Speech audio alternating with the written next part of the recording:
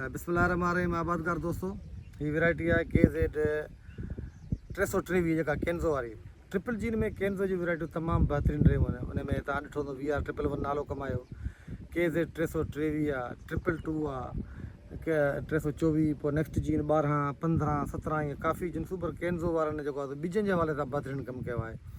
उहा ॿी ॻाल्हि आहे त पोइ हुन में मिक्सिंग वग़ैरह आहे, वॾा लाट हूंदा आहिनि, बाक़ी हूअं जेको आहे तमामु बहितरीनु आहे। हीअ 160 ॾींहंनि जो आहे, 323 हा हीअ ॾेखारे करे त अल्हम्दुलिल्लाह 60 ॾींहंनि में जेको आहे त हिन में हीअ माल लॻी चुको आहे।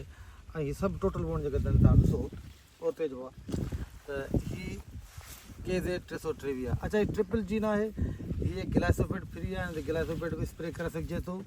ऐं उन खां सवाइ जीतनि जे ख़िलाफ़ु हिन में सुठो रेज़िस्टेंस आहे, ऐं गुलाबी सुंडी जे ख़िलाफ़ु हेॾा हिन वादे अचे द्राची वैरायटी आहे। ऐं तमामु लास्ट ईयर जेको असां वटि जेका 45, 42, 45 माना सीज़नल काश्त में जेका लथी आहे, जिन्हनि खे वॾे पोइ कणिक काई वई हुई।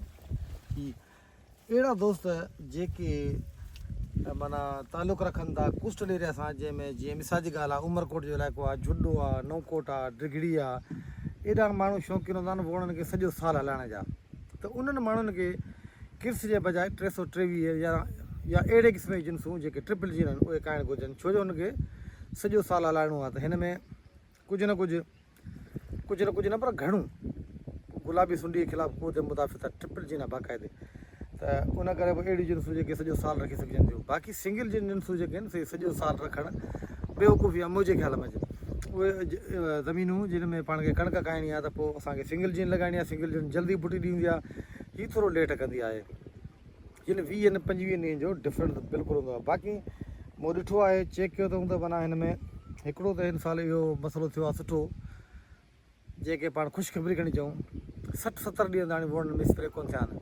हालांकि कुझु त बदीन जा इलाइक़ा या लाड़ जॻह आहे उते त 80-90 ॾींहं जा थिया आहिनि, फुटियुनि जो चूंडो शुरू थियो, पर अञा ताणी जेको आहे सो जीत जर्मल को बि कोन आहे, स्प्रे को बि कोन थियो आहे। हिते पाण हींअर पोज़ीशन जेका आहे त थोरो घणो थ्रिप्स नज़र अचे पियो, या वाइट फ्लाई जेके ETL लेवल खां हेठि आहिनि।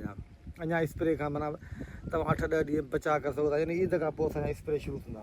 त हीअ ॾिसो, हिन पासे बाबा वेझो हीअ ॾेखारे न, हीअ गोगड़ा केतिरा थी विया आहिनि 60 ॾींहंनि में। हीअ सुठा गोगड़ा थी विया आहिनि हिन में, ऐं शेडिंग बि कोन्हे को हरू भरू।